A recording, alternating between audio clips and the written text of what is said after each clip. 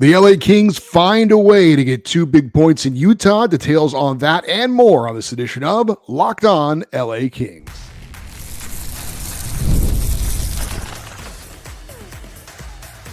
You are Locked On Kings, your daily podcast on the Los Angeles Kings, part of the Locked On Podcast Network, your team every day. Hey, Kings fans, welcome to Locked On LA Kings, part of the Locked On Podcast Network, your team every day. Thanks for making Locked On LA Kings your first listen every day. We are free and available wherever you get your podcasts and on YouTube. I'm Eddie Garcia, your host of Locked On LA Kings. I've worked in sports media for the past 30 years, also co-host of the Puck Podcast, a weekly NHL review show that's been putting out content for the past 18 years, and a passionate LA Kings fan for over 30 years. The LA Kings played Game 75 of the NHL season on Thursday night, and the Kings played their first ever regular season game in Salt Lake City, Utah against the Utah Hockey Club. Kings have played preseason games there, but never a regular season game. LA coming off a very impressive 4-1 win over the top team in the NHL, the Winnipeg Jets, on Tuesday. Kings came into this game with a 42-23-9 record on the season, 14-19-5 on the road, and looking to stay 2 points up on the Edmonton Oilers for sole possession of second place in the Pacific Division and home ice advantage in their likely first-round playoff matchup. As far as the Kings lineup, injury issues still the same for Tanner Jeannot and Alex Turcotte, both still listed as day-to-day with injuries. Turcotte has now missed 6 games. Jeannot has now missed 5 games, but again, still listed as day-to-day. I guess the good news is that the Kings really haven't missed them to this point. 2 guys obviously playing a good role on the fourth line, but the fill-ins so far have gotten the job done. So either Turcotte and Jeannot aren't quite ready, or the Kings are taking their time, being cautious with them, making sure they're ready for the big important games coming up in the playoffs. As for the Kings lineup in this one, the forward group would be the same. The Andrei Kopitar line would be Andrei Kopitar centering Adrian Kempe and Andrei Kuzmenko. The Philip Deneau line, Philip Deneau centering Warren Fogle and Trevor Moore. The Quentin Byfield line, Quentin Byfield centering Kevin Fiala and Alex Laferriere. And the Samuel Hellenius line, Jeff Malott and Trevor Lewis, the Salt Lake City native, would be on that fourth line. Akil Thomas, the lone healthy scratch as far as the forward group. However, we would have some differences on the defensive pairings. Mikey Anderson and Drew Doughty would stay the same on the top pairing. However, the second pairing would have Vladislav Gavrikov on the right side, Joel Edmondson on the left side. Gavrikov usually is on the second pairing, but he usually plays the left side, so he switches to the right. Edmondson moves up from the third pairing on the left side to the second pairing on the left side. And the third pairing would be Jacob Moverar coming into the lineup and Brant Clark sliding down from the second pairing to the third pairing. Jordan Spence would not be in the lineup for the LA Kings. He was on the ice during pregame warmup. We will have an update of sorts on him coming up later on. As far as the goaltender, it would be David Riddick. As the backup, Darcy Kemper getting the start for the LA Kings. So my big question going into this game, we know what we want, 2 points in 3 solid periods, but would the Kings avoid the trap? This looked like a classic trap game, a huge game at home over the Winnipeg Jets, a road game followed by a huge game at home Saturday against the Edmonton Oilers. Would the Kings avoid the trap? Well, as far as the scoring summary in this one, Utah would score on their second shot of the game. However, LA would challenge for offsides, won the challenge, and the goal was erased. It really wasn't that close. I was kind of surprised that the linesman real time didn't call the offsides. It was a pretty easy call for the Kings to challenge, and it was definitely the right call. So we would end up having a scoreless opening period, despite the fact LA was pretty much dominated. The Kings were outshot by Utah 16-3. By the way, the Kings have not allowed a first period goal in 14 of the last 15 games, thanks to Blake Wary for that stat on X. Kings would get another ruling in their favor. We told you about the offsides call. Well, the Kings would have a goal awarded to them.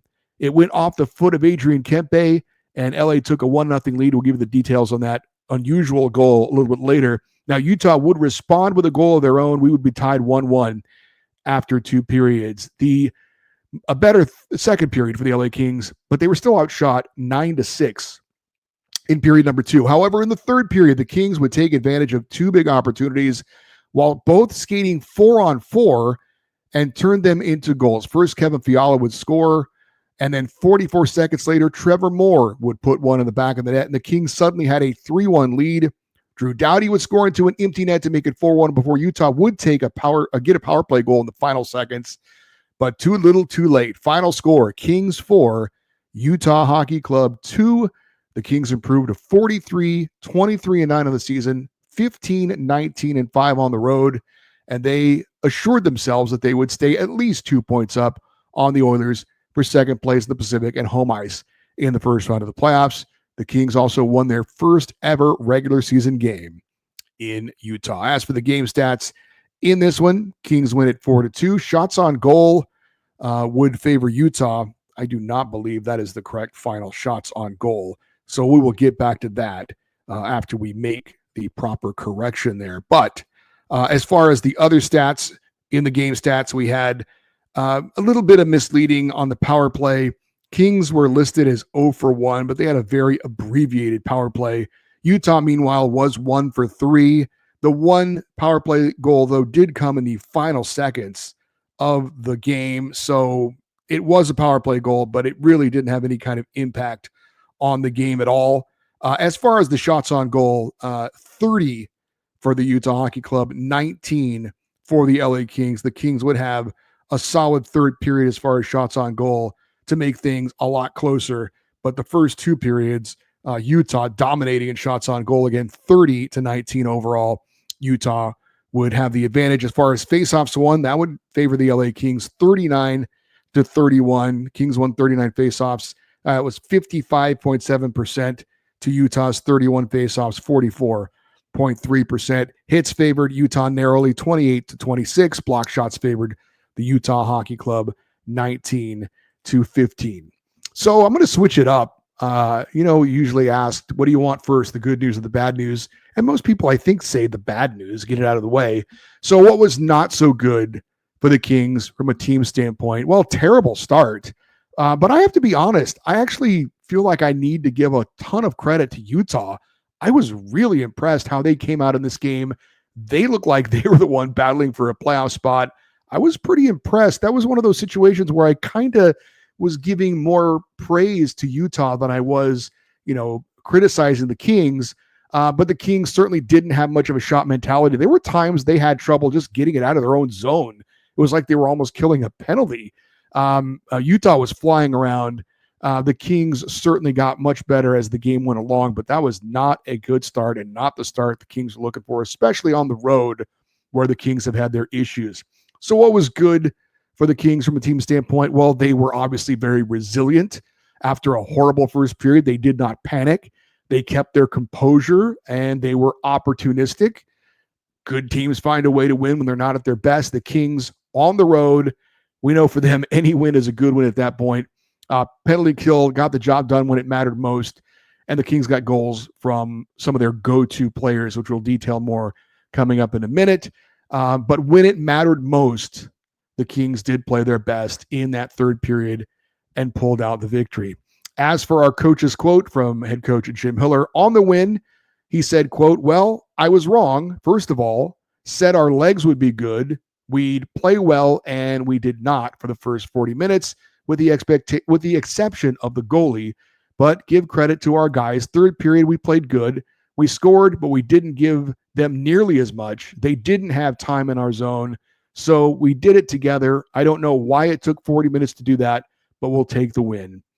End quote.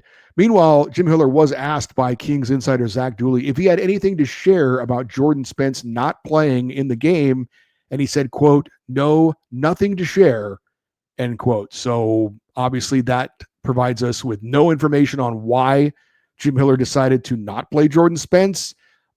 He either didn't want to share an injury, although we saw Spence take the pregame warmup, or just didn't want to give any reasons why Jordan Spence was benched in this one. So I don't know. We'll see if Jordan plays in the game Saturday against the Oilers, but a curious decision by head coach Jim Hiller, but we don't have all the details, so it's hard to really say whether it was the right decision or not. I can't believe he just gave Jordan Spence a game off because he needed a rest. If you're going to rest someone, I think you'd rest one of your veteran guys like Joel Edmondson. But anyway, stat of the night. I saw this on the game broadcast, thought it was interesting. The LA Kings are the only team in the NHL without a regulation loss this season when scoring 3 or more goals. They scored 4, so that streak continues. The LA Kings, the only team in the NHL without a regulation loss when scoring 3 or more goals. As far as my big takeaway from this game, well, the goal is to get 2 points and play 3 solid periods at this point of the season. Well, the Kings only played 1 solid period.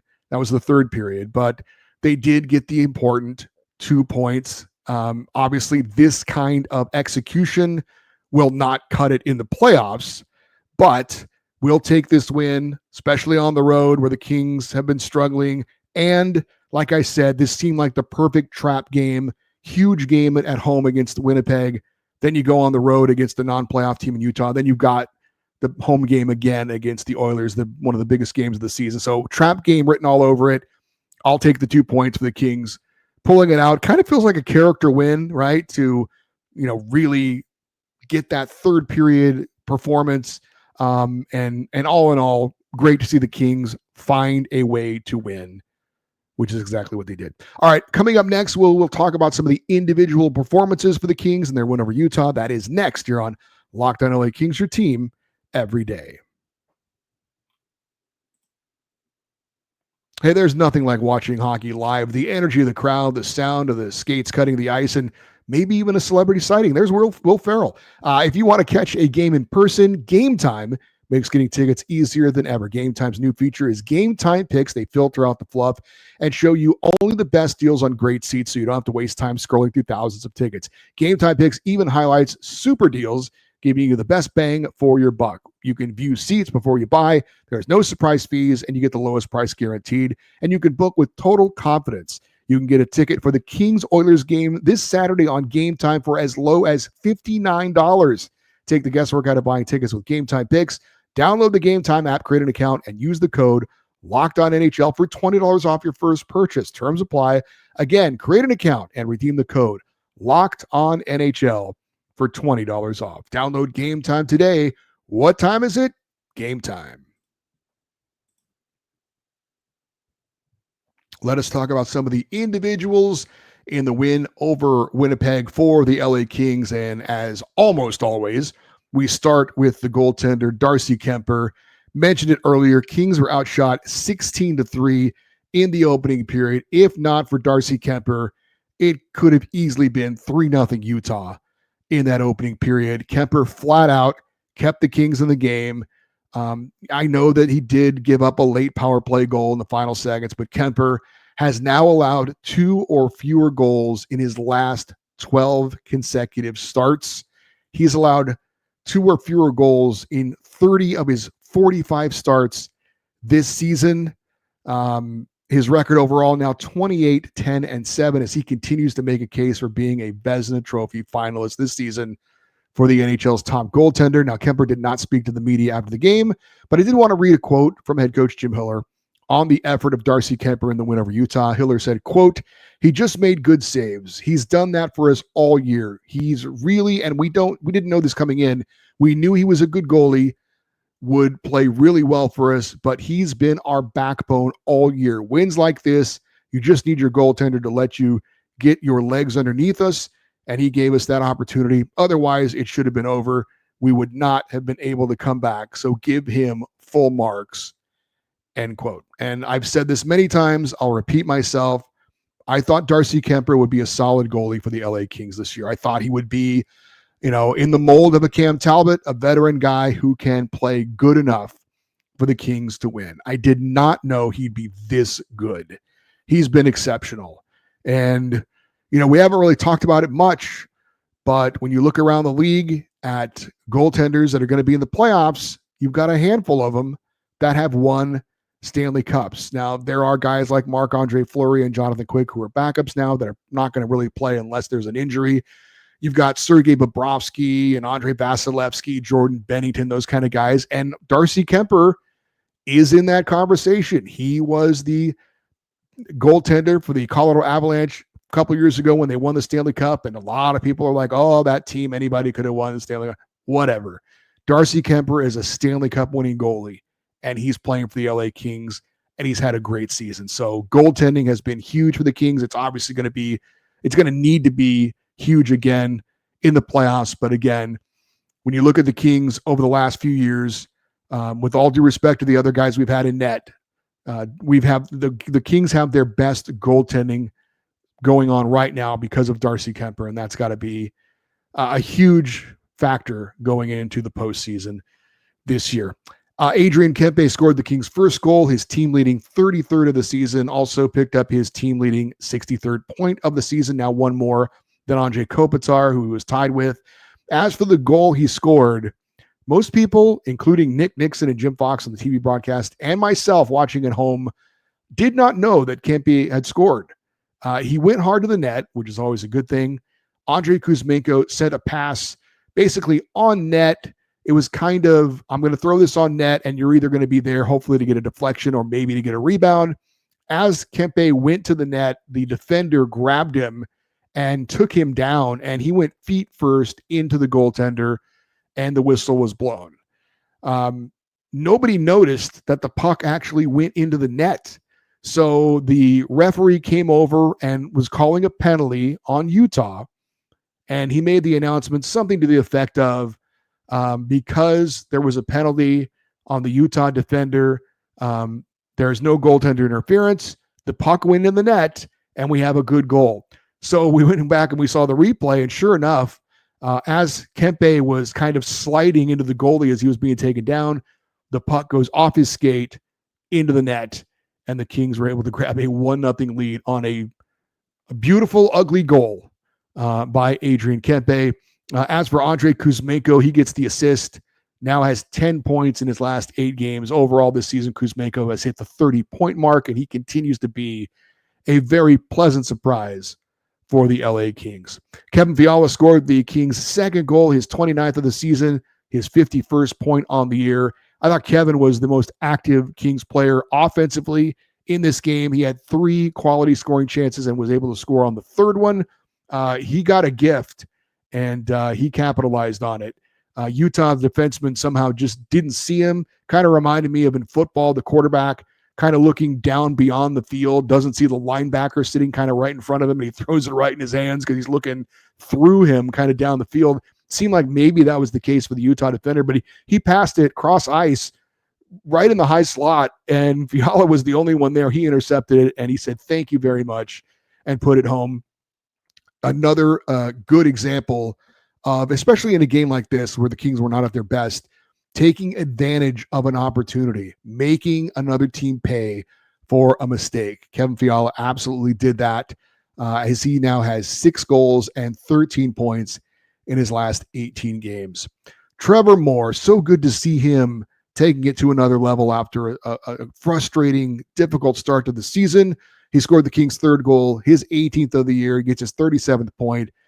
Showed great balance to stay on his feet after a collision at the blue line for a loose puck. The defender goes down, so it's Trevor Moore one-on-one with the goaltender trying to get to a loose puck, and the goaltender for Utah, Kirill Velmelka, made the wrong play. He should have come out of his net and got to that puck. I believe he would have got to it before Trevor Moore, but he decided to stay in his net. Moore gets it on a pure breakaway and makes a beautiful little shot, 5-hole on the goaltender to give the Kings the advantage there.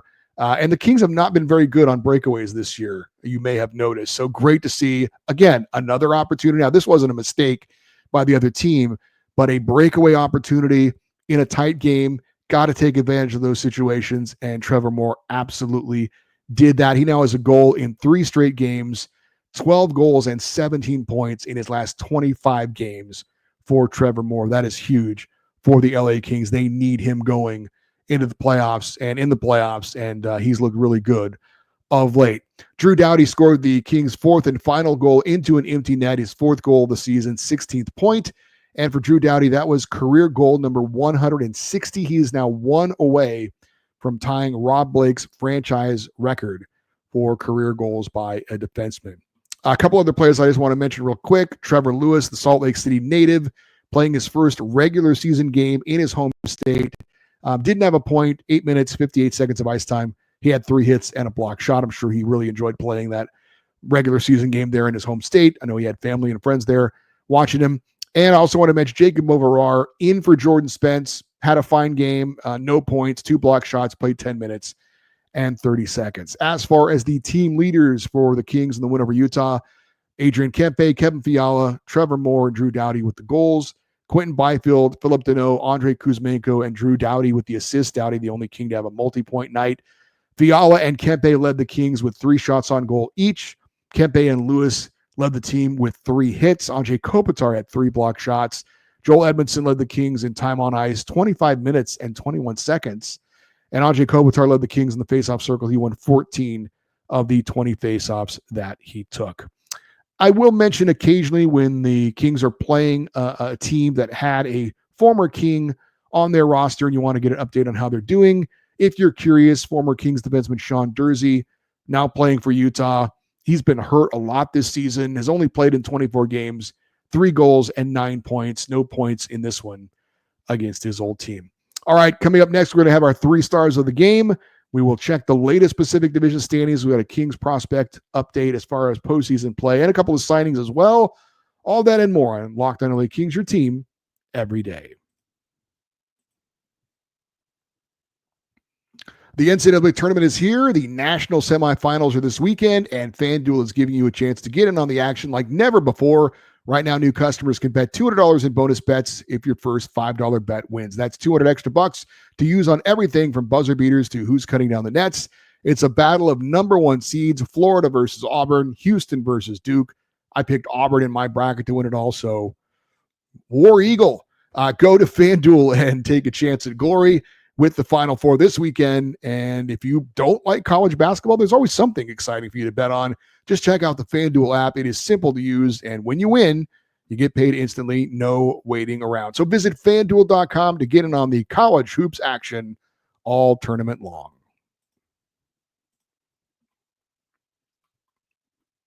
Let's check the 3 stars of the night as selected by me.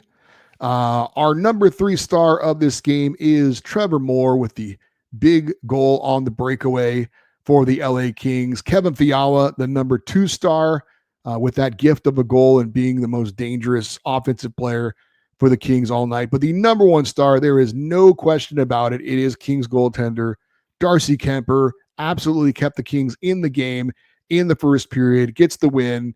And again, you want, your most important players playing their best hockey going into the playoffs. That certainly means your goaltender. And again, Darcy Kemper now 12 straight starts. He has allowed 2 or fewer goals. That gives your team a great chance to win when you can do that. So winning is a good thing for the Kings. How about the teams that they are competing with? And don't look now, but your LA Kings are 3 points behind the Vegas Golden Knights for first place in the Pacific Division. Vegas was shut out by the Winnipeg Jets at home Thursday night 4-0. So they played 75 games, record 45-22-8 for 98 points. The Kings also 75 games played, 43-23-9 for 95 points. So again, the Kings are only 3 points behind the Vegas Golden Knights for first place in the Pacific. For the Kings, they are also obviously looking to stay ahead of the Edmonton Oilers. Oilers were able to get a 4-3 win over the San Jose Sharks on Thursday night. The Oilers, 75 games played as well, 44-26-5 the record. They've got 93 points, so the Kings remain 2 points up on the Oilers for that second spot and home ice advantage in the first round of the playoffs. There is some big news regarding the Kings-Oilers game coming up on Saturday, as in that win over the Sharks, Edmonton star Leon Draisaitl was hurt. He had been nursing an injury. He had come back a couple of games. He re-injured. Well, I shouldn't say he re-injured. He suffered an injury, maybe not related to his previous injury. I don't know. Judging by the video I saw, it looked like a groin injury. Those things can linger and be a big deal. So Connor McDavid is still out. He did not play in this game. Don't know if he'll play against the Kings, but it looks to me, and I'm not a doctor, I'll play one on the podcast, I would say it is very doubtful Leon Draisaitl, an MVP candidate for the Edmonton Oilers this year, will play against the LA Kings on Saturday. I would be shocked if he does, but we shall see. So again, coming up on Saturday, 1 p.m. LA time, huge game, Kings-Oilers, the first of two head-to-head matchups between these two teams as we battle for maybe the division lead, but certainly for home ice advantage in that second spot in the Pacific Division. And it was pointed out on the broadcast, the LA Kings actually hold the tiebreaker over the Oilers as well. So if they're tied at the end of the year, the Kings actually would get that second spot. So the Edmonton not only they have to pass the Kings. They can't just catch the Kings. So that's something to keep in mind as well. All right, as we close things out, I did want to update you on Kings prospects.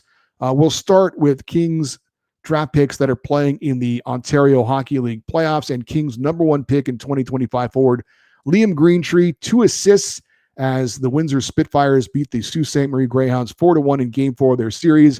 Windsor now leads that series 3-1. They can close it out with a win on Friday. For Greentree, so far in this playoff series, 4 goals and 6 assists for 10 points. I believe he's tied for third or fourth in the entire playoffs so far as scoring goes. And third place. He's tied for third as far as scoring with those 10 points so far in the OHL playoffs. So he's on the verge of advancing. Unfortunately, that's not going to be the case for Kings' second round pick this last year, goaltender Carter George, as he and his Owen Sound attack were swept in 4 games by the powerful London Knights. They lost in Game 4, 8-4. Carter George faced 53 shots in this game, allowed 6 goals. Again, standout goalie playing on a bad team where he had to carry the team most nights, and unfortunately, he just wasn't up to the task against that powerful London team. As for defenseman Jared Woolley, 6th-round pick of the Kings, he is advancing with the London Knights. He had a goal and assist in the series, actually 2 goals and 1 assist in the series, and London has advanced into the second round, so Jared Woolley will still be playing in the OHL playoffs. Flint Firebirds lost to the Kitchener Rangers 5-1. Kings' 5th-round draft pick in 2023 defenseman Matthew Mania did not have a point in that loss. Flint is down 3-1 in the series, Mania with a goal so far.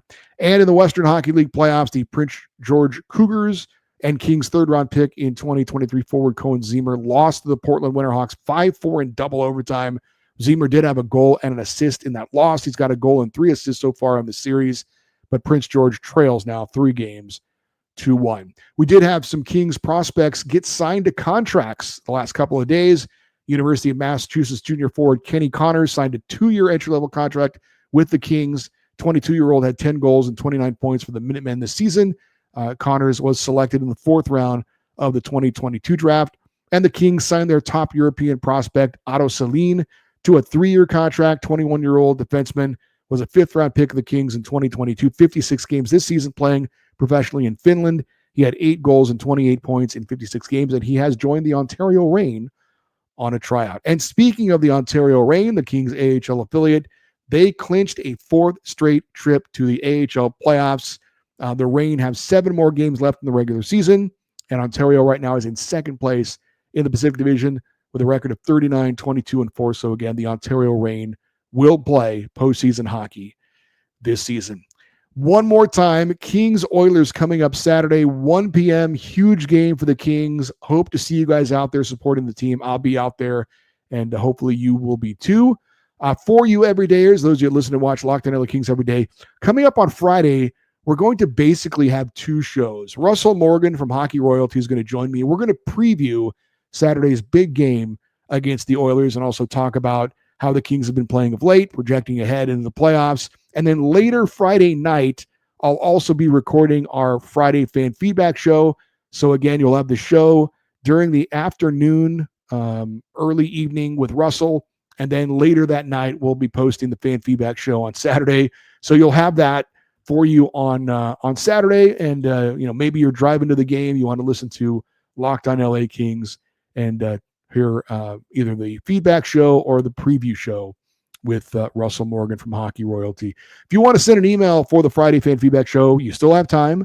The email address is lockedoneddie@gmail.com, EDDIE. You're always welcome to post your thoughts if you're watching on YouTube in the comment section. We appreciate that. Stay connected with the show on social media, X, Twitter, Instagram. We are at Locked On LA Kings. I'm Eddie Garcia. Thank you, as always, for listening and watching this episode of Locked On LA Kings, part of the Locked On Podcast Network, your team every day. Have a great rest of your day.